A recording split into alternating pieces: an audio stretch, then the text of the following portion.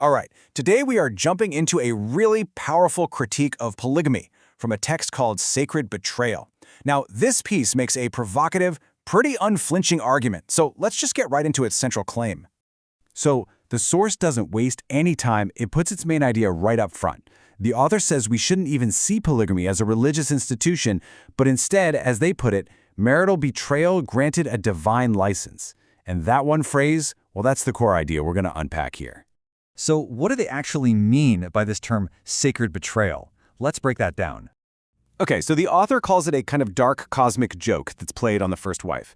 Basically, her pain, the slaughter of her feelings, is twisted and reframed as some kind of holy sacrifice. It's something she just has to endure for her husband's spiritual benefit. From there, the author starts to deconstruct all the usual justifications for the practice, and they start with what they believe is the real motive behind it all. So here we have these two competing ideas side by side. On the left, you've got the common argument, this idea of man as a sexual superman who just biologically needs more than one partner. But the author completely rejects this. On the right, they argue that the real driver is actually a fragile male ego that's just looking for something new, not some spiritual reward. And according to the author, this is where religion gets used as a tool. It takes an act that would normally be seen as simple infidelity and just washes away the guilt.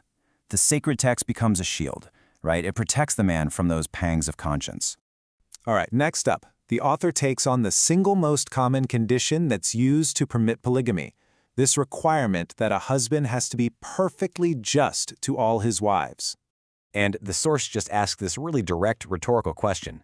It's challenging the whole definition of justice when you're talking about something that's so deeply emotional. The author asks, are we talking about splitting up food or an inheritance? No, we're talking about people's feelings.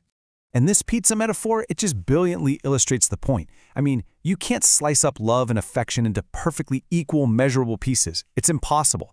And the text argues that even trying to pretend you can is fundamentally dishonest. The text goes even further, calling this whole condition of justice a linguistic trick, because even religious texts apparently state that you will never be just. So if it's a known impossibility, the author concludes it's not a real protection. It's really just an open license for what they call emotional deception. So after taking apart the justifications, the source dives into what it sees as the direct consequences for women in the system, and it uses a series of really stark metaphors to do it. This first one is pretty jarring. The author argues that in this system, a woman is treated like an object that has an expiration date.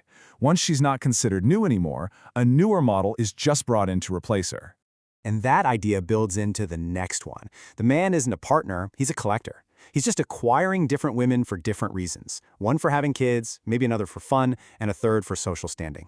And finally, this reframes marriage itself. It stops being this sacred lifelong bond between two people. Instead, it becomes more like a temporary contract, like a renewable lease agreement that the man can choose to extend or just let expire.